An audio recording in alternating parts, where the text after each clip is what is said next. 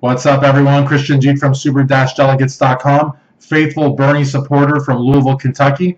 And right now we are on our Minnesota Super Delegates trip, and we are calling super delegates and leaving voicemails and encouraging these folks to vote with the people of their state. Bernie Sanders won Minnesota with 61.3% of the vote, and many of the people that we are calling and leaving voicemails to, I say we as myself and hopefully you later down the road, have voted for Hillary Clinton. So now we are going to call Congresswoman Betty McCollum, and we're going to go ahead and give her a call and probably speak to a staffer and just see if she's changed her vote after the primary. So she can be reached at 202-225-6631.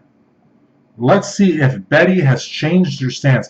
A lot of these super delegates endorsed before the primaries, so maybe she changed her stance. Congresswoman Betty McCollum's office. Yes, good afternoon. I had a quick question.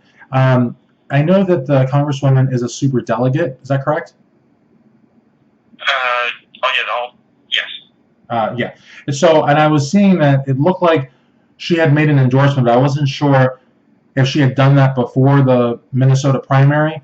I know that Senator Bernie Sanders won the primary. I think it was like 61%, I think it is. We're doing a video here, and I think it's 61%. Did she change, or, I mean, what is her, who does she endorse? Well, as far as I know, sir, she has not made an official endorsement of either candidate, but this would be a question of, this is a government office. We can't answer these other questions, so you would need to contact the Congresswoman's campaign office. But can I just get your contact information, and I can direct you to them? Sure. Can you give me the number for that? Certainly, it'd be 651-603-1505. Okay, so 651-603. What's the last one? 1505. Okay. Thank you so much. I appreciate it. Bye-bye. Can I just get your name, sir, and your contact info, just so I can let them know you're calling this. Sure. I mean, my name is Christian, and I'm calling from Kentucky. Thank you. All right. So let's go ahead and call 651-603-1505. Okay. I got no problem giving them my name, but...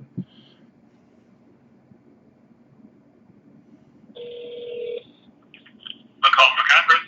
Yes, hi. I just called the, I guess the official office, and they said they couldn't answer the question, so they gave me this number. I'm just basically making a little video, just doing like just trying to like see where super delegates are at right now, and I know that the Congresswoman's a super delegate. But I know that a lot of the super delegates made their, I guess, their endorsements, if you will, because they don't vote to the convention, but they made their endorsements very early on before all the primaries, and I was just wondering if after the primary in Minnesota, if the Congresswoman has actually made an endorsement or not. She has not. She is stayed neutral in the presidential contest. Okay, fantastic. Yeah, because I saw on Wikipedia there, and it says that she's supporting Hillary Clinton. So I was. Yeah, and I couldn't tell you why it says that. To be honest, I personally tried to edit it several times, and it just reverts back like a minute later. So yeah, she's always been totally neutral in this contest, and feels that the delegates should be the ones to decide this. Right, and because the thing is that unfortunately or fortunately, however you look at it, Hillary Clinton is not going to be able to get the nomination with just pledged delegates. So the super delegates are going to have to choose, and so Bernie and all of us supporting him, we're hoping that she's going to vote with the people of the state, which in Minnesota's case, it was over 61% of Democrats voted for Bernie. So I called Al Franken's office, and they say that he is supporting Hillary Clinton, even though 61% of the party supports Bernie. So I don't know, we're just hoping that Well, I mean, they have a relationship that goes back to like the 80s, frankly. Oh yeah, well, but still, though, I would think that the responsibility to the people would trump any personal relationship, because then otherwise, relationships, and that sort of sullies the water, and it almost looks like it's a little despotic. You know what I mean? Like, I'm your friend, but if I represent people, citizens, and citizens are overwhelmingly supporting a candidate, my friendship should not trump the will of the people, because then we don't have a democracy. We basically have a banana republic. You know what I mean? Right. Well, I think there's an argument to be made there in either direction. Really? You think so? Oh yeah, absolutely. Oh, okay. Yeah. Oh well, I I mean, mean, I agree with you. I also see the other perspective, and the issue is that there are no specific rules in our primary process for guiding, creating any kind of like formal system for determining how superdelegates should vote. And right. that's part of the reason why there's so much confusion around the issue, Sure. including these endorsements that come out, and people, certain media outlets then lump that into their delegate counts, which is just like you're talking about two totally different categories here. Yeah. Well, yeah. I wish they wouldn't do that. I think it's doing a disservice to both sides, frankly, because it doesn't keep clear what the terms of what we're talking about here. Sure, and it's interesting that there's two categories. There's the people, which seem to have like one vote, and then there's the lady you work for there. She gets a super vote, and it's like in Wyoming there. Bernie Sanders won by 12 points, and Hillary got 11 delegates. He got 7. So it's like I like what MSNBC basically said, how the system is rigged against Bernie Sanders. I really think it is, because if you look at it, we won 18 primaries and caucuses, yet Hillary's got 400 super delegates. We've got 40. So it's just one of those things. And so I just hope that the congresswoman will vote with the people of Minnesota, because I got to tell you, these are the same people that are electing her and donating to her campaigns. And if she votes against the people, then how could she then later expect the people to vote or support her? And I know what you're saying about the friendships that Al Franken has with Hillary Clinton, but my gosh, these friendships, are they supposed? At some point, like democracy still means something. We have an electoral college, in the national election, and now it seems like we've got the super delegates in the party level, and it just seems like the people never get to decide who gets elected. It just doesn't seem like democracy. Right. Well, it's not a perfect system. I grant you that, certainly.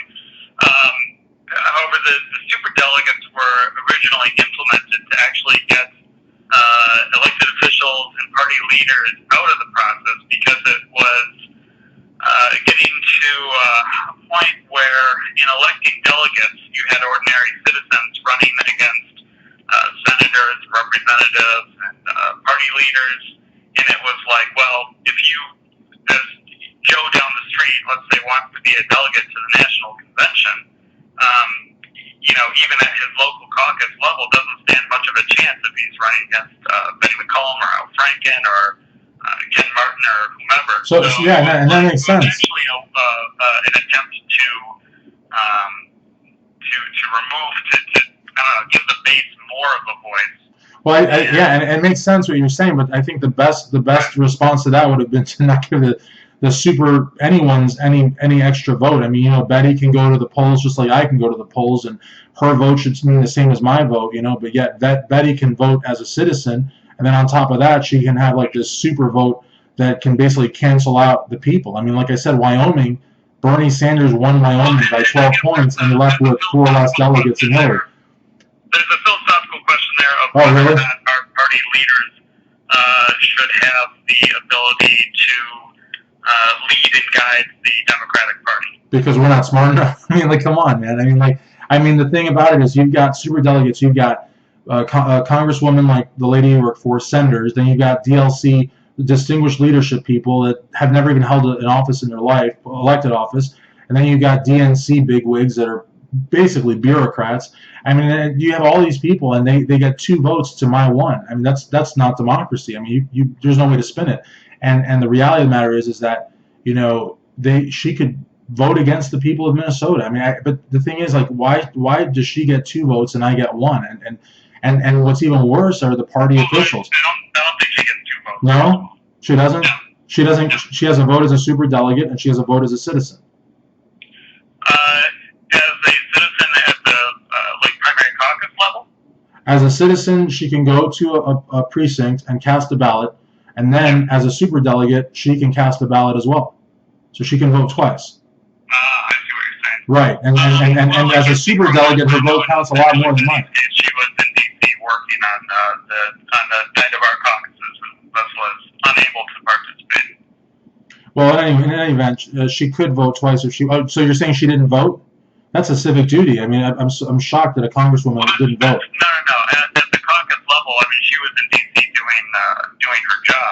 Right. Well, that's great. There were votes in Congress on the day of Minnesota's caucus. Perfect. Well, she could have followed. She could have voted an absentee ballot. I'm sure she did that. I would highly doubt that a sitting congresswoman wouldn't do her civic duty and vote. I'm sure she voted by absentee. Unless she believes in the concept of one person, one vote, as you just described, she has her place in the process, and it's slightly different than that of an ordinary citizen. Right, and you could also make the argument in apartheid, whites had it slightly better than blacks. Look, we can all dance around this all afternoon, but the reality of the matter is she has more of a vote than I do, and I just hope she votes with the people. So that's all I wanted to say. But thank you so much. I appreciate your time. Alrighty. Thank you. You too.